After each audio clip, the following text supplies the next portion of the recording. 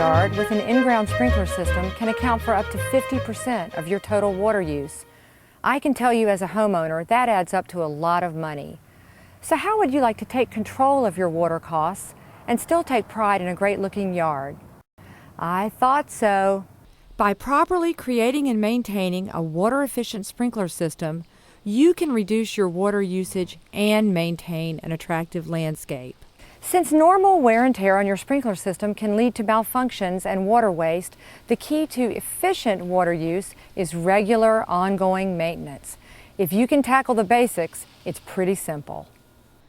First, let's look at the typical layout of a sprinkler system. A water meter connects to either potable or reclaimed water. There's the point of connection to the water source. The backflow preventer protects your drinking water.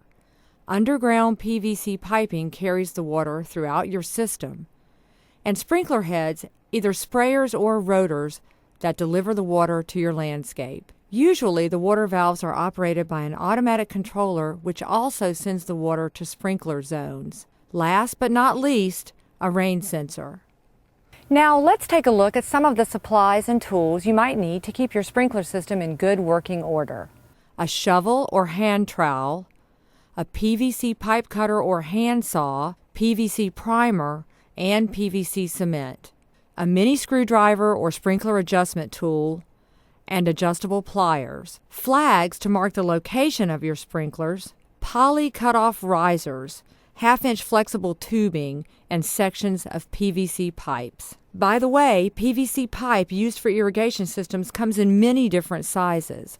This is a section of half-inch pipe, for example. If you have to make any repairs, make sure it matches your existing pipes.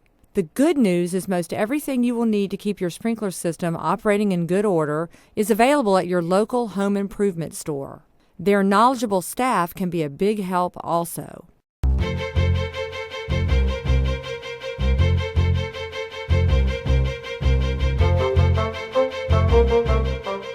Just like your car needs regular maintenance to keep it running smoothly, your sprinkler system requires attention too.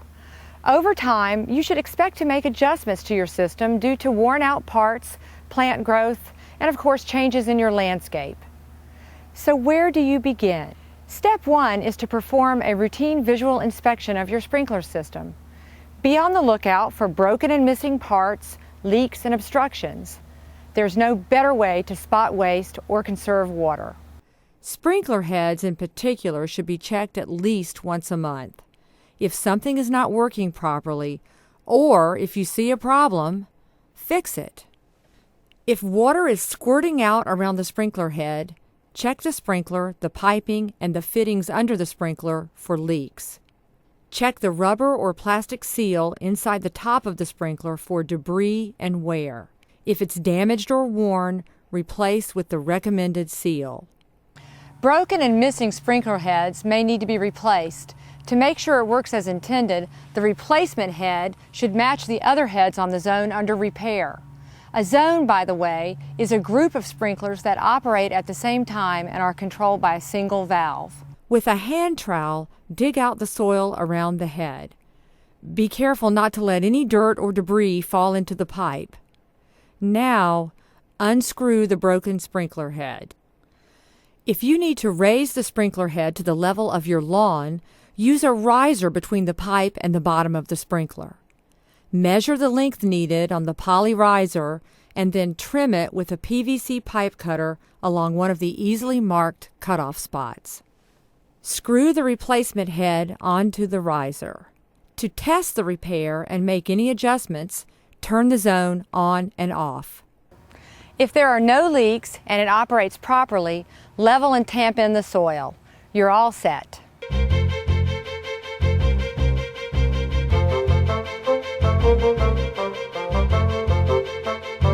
If the sprinkler is watering the driveway or the sidewalk, you're wasting a lot of water. To correct this problem, you need to adjust the spray pattern. With the water on, carefully rotate the spray nozzle or rotor head left or right to direct the water away from any hard surfaces. You may need an adjustable wrench or mini screwdriver to make this adjustment. It might take a few tries, but setting a new spray pattern is easy. On a rotary impact sprinkler, the radius pattern can be changed by adjusting the trip clips located just under the sprinkler head. The arc of a spray head sprinkler can be changed by using different adjustable nozzles. For example, instead of a full 360-degree spray pattern, this nozzle makes a 180-degree pattern. Just make sure to match the new nozzle to the existing sprinkler. Much better. All that wasted water is now being redirected to your yard, and your landscape will love you for it.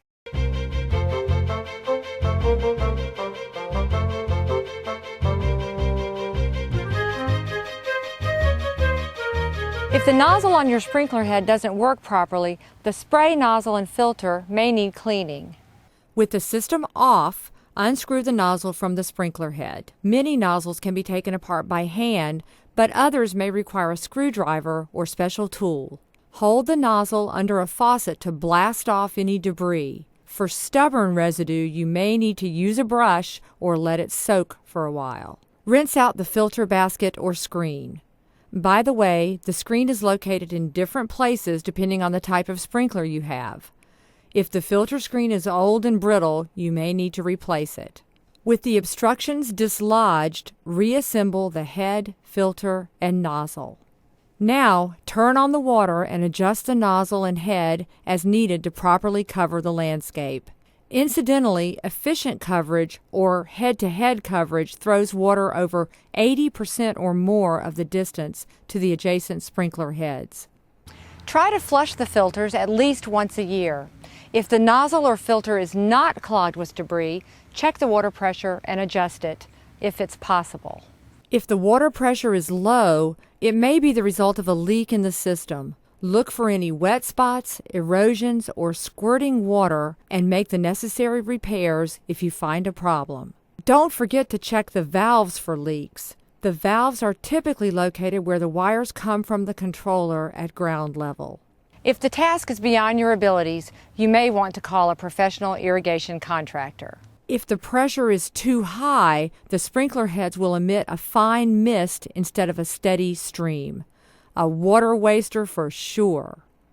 If the entire sprinkler system shows excessive pressure and there's some way to reduce the pressure, adjust it to the pressure range recommended by the sprinkler manufacturer.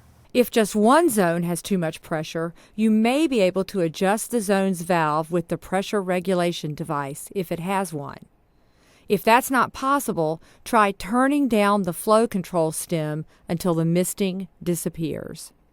Installing pressure-regulating sprinkler heads is another possible solution. If the nozzles and filters are not clogged and you've determined the water pressure is okay, and the sprinklers are still not operating properly, you may need to flush out the sprinkler lines. Turn off the system and carefully remove all the spray head nozzles. Be very careful not to let any dirt fall into the sprinkler pipe.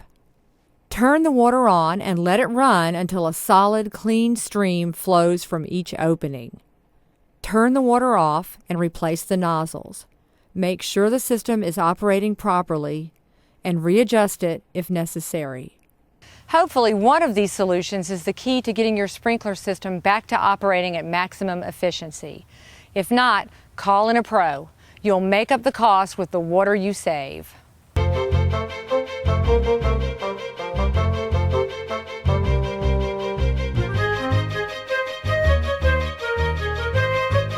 Water may not be getting to your landscape because a sprinkler is blocked by a plant or some other object. Not a problem. The answer may be as simple as getting out your pruning shears. That should do it. To eliminate obstructions caused by an overgrown landscape, keep problem plants and bushes pruned and check their growth regularly.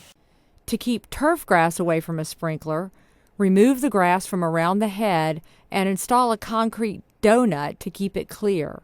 Another solution to an obstructed sprinkler is determining if a sprinkler is even needed in that location. A landscape changes over time, so if a sprinkler is not necessary, remove it and seal the connection with a cap. Trimming back a plant isn't always practical, but there's always a solution. Consider elevating the sprinkler. To raise a sprinkler above an obstruction, add an extension or poly riser to the PVC pipe. Start by unscrewing the sprinkler from the top of the PVC pipe. Measure a length of pipe extension or cut a riser that will raise the sprinkler above the plant or obstruction. If you use a riser, use Teflon tape on the threads to ensure a good seal. Prime and cement the PVC extension or screw the cutoff riser onto the pipe, then reinstall the sprinkler. If the PVC pipe is too narrow or too tall, the sprinkler and pipe will wobble and move around. When the pipe is under pressure, the movement is even worse. So you'll want to install a sturdy support, snugly attaching it to the extension to prevent any problems.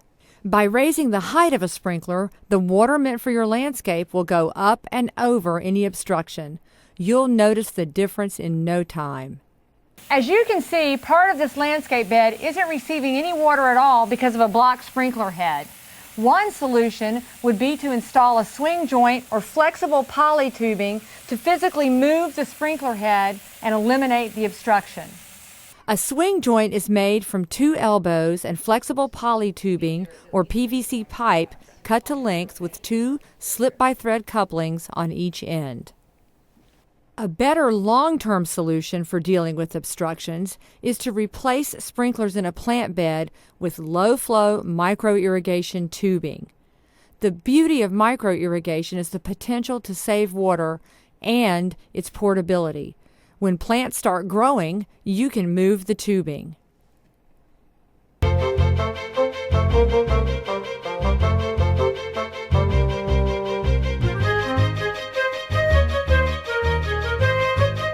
If your plants and lawn don't appear healthy, you could have insect damage. Maybe your landscape needs to be fertilized. Or the problem could be with your sprinkler system. The landscape could be suffering from too little water being applied by your sprinklers, even too much water. The very best way to find out about the true efficiency of your system is with the catch can test. You'll need a bunch of straight edge containers all the same size, like these rain gauges. Or you can use tuna cans, plus a ruler and a timer of some kind. You'll also need a record sheet to write down your findings. Let's get started. Place the cans randomly underneath the spray pattern of a sprinkler zone.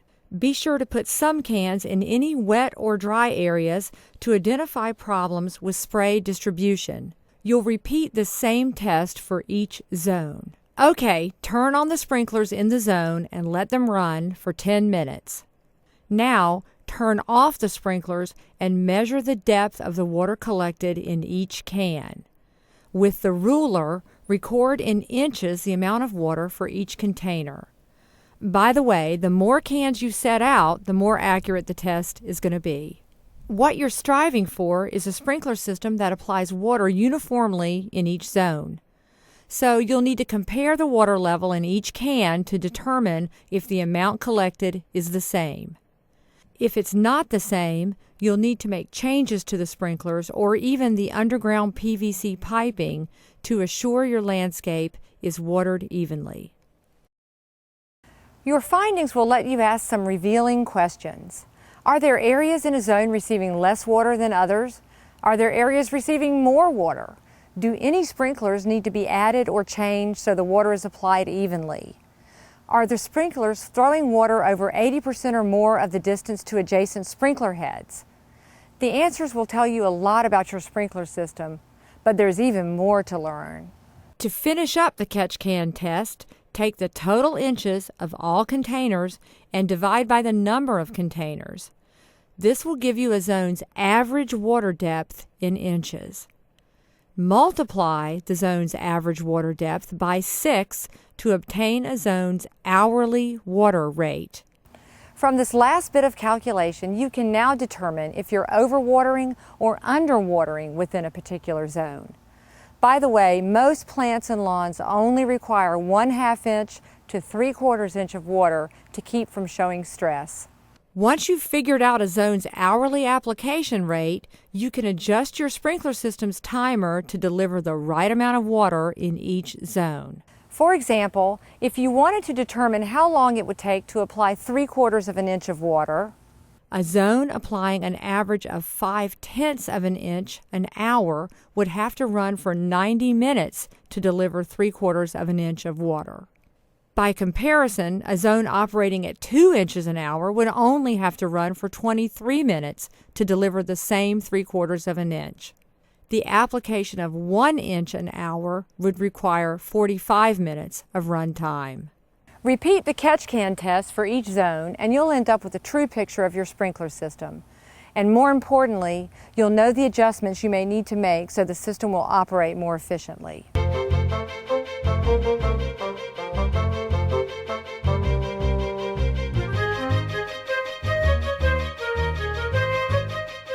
A sprinkler system includes many components: underground piping, sprinkler heads, valves, a rain sensor, a backflow preventer.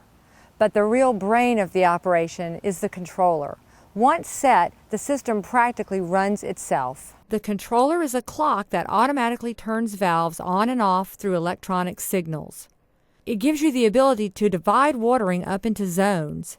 Depending on the schedule you devise, you can program when each zone will come on and how long the sprinklers in a particular zone will stay on. The controller is an essential tool for applying the right amount of water at the right time. It allows you to sustain your landscape in the most efficient way possible. If you're in the market for a controller, here's a few things to consider. Look for a timer that can accommodate multiple independent zones, enough to run all the stations in your yard with flexibility for expansion. A controller should include a backup battery or non-volatile internal memory in case of a power failure, as well as an off, automatic, and manual mode of operation. Make sure it can also accommodate a rain sensor. More on rain sensors later. Programming the controller should be easy. The buttons and dials sturdy, well organized, and simple to use. A large, easy-to-read display screen is a big plus too. Whether your controller is installed by an irrigation contractor or by you, the homeowner, hang on to the instruction manual and keep it handy. Operating manuals may also be available online from the manufacturer. One additional feature that's a big plus is a controller that allows for seasonal adjustments to your watering schedule. Here's why. In West Central Florida, where the average rainfall is over 50 inches a year, typically about 2/3 of our annual rainfall occurs between June and October. For your landscape, that means during the rainy season, supplemental watering with your sprinkler system may only be needed every 7 days or so, and maybe not at all. In the cooler winter months, usually November through March, plant growth slows down considerably, so the water requirement for your landscape is much less demanding. Running the sprinkler system every 10 to 14 days should be more than enough. A controller with a 365-day calendar enables you to make those seasonal adjustments automatically. Just make sure you always keep up to date and follow the current water use restrictions.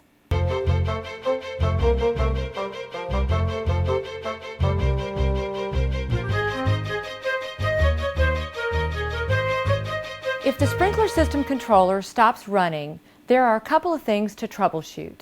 Make sure it's plugged into a working electrical outlet and make sure it's switched to on or automatic. Check the backup battery for corrosion or a low charge. Check the fuse in the controller. If you do lose power for some reason and the battery is dead, all your controller settings will be lost. If that happens, install a replacement battery and then refer to a copy of your controller's schedule when you reprogram all your settings. There's another possible cause for a controller that seems to be on the blink. If it's rained recently, the rain sensor could still be damp and is temporarily preventing the controller from operating the valves. But no worries, when the rain sensor dries out, your sprinkler system will be back in business.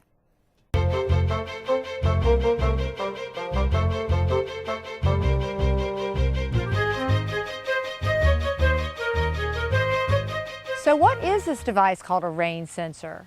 Found typically on a roof line or on the top of a fence post, this little contraption is wired to the controller. When it's raining, it tells your sprinkler system not to turn on. Florida law requires irrigation systems to have some type of automatic rain shutoff device. There's nothing worse than seeing a sprinkler system wasting water during a downpour. Enter the rain sensor. There are many different kinds of rain sensors. Here's one that's commonly used. To check the operation of your rain sensor, turn on the time clock for a zone near the sensor. When you press and hold down the button on top of the sensor for several seconds, the zone should shut off. Release the button and the zone should come back on. If it does, the sensor is working perfectly. If the zone doesn't turn off when you press the button, there's likely a problem with the sensor. What if it's raining and your sprinkler system still comes on? That too can be an indication something's wrong. Check to see if the rain sensor is obstructed in some way. It may need to be moved away from under the eaves, or away from plants, or from a particular building or fence. Another solution is to adjust the rainfall setting or vent ring. It's very simple to do. To make a change, just twist. Another possibility is the rain sensor is broken or needs to be replaced. Ideally, the rain sensor is in perfect working order, but not enough rain has fallen to activate the cork disc sensor. A rain sensor is a very important part of an efficient sprinkler system. To make sure the rain switch continues to operate properly, give it a check at least once a year.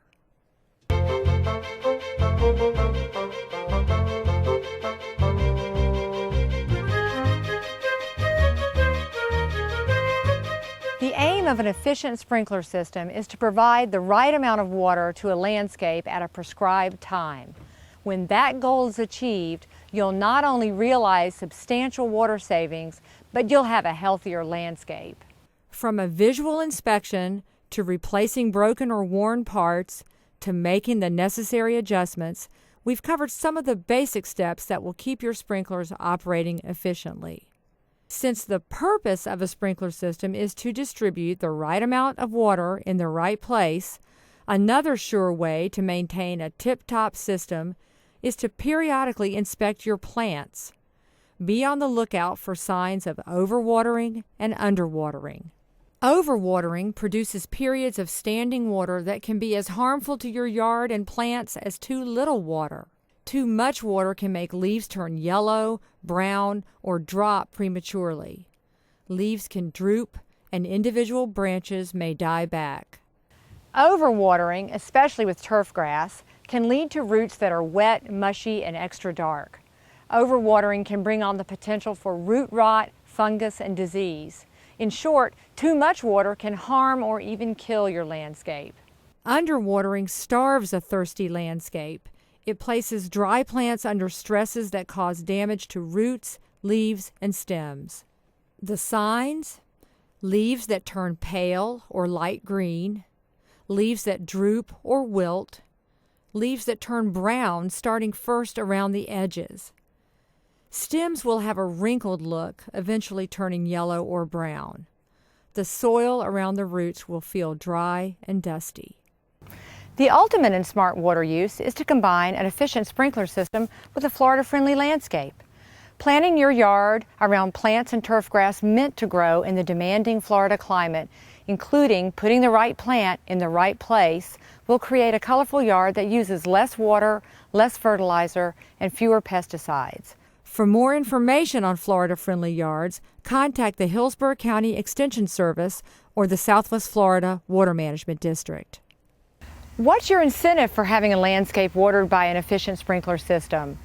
Aside from a good-looking yard, it's the green of another kind. As I mentioned at the beginning of this program, watering lawns and plants can account for up to 50% of a homeowner's total water use. Depending on how much other water you use around your home, irrigating a typical 5,000 square foot yard with an in-ground sprinkler system could cost from $12 to $70 per application. Yikes!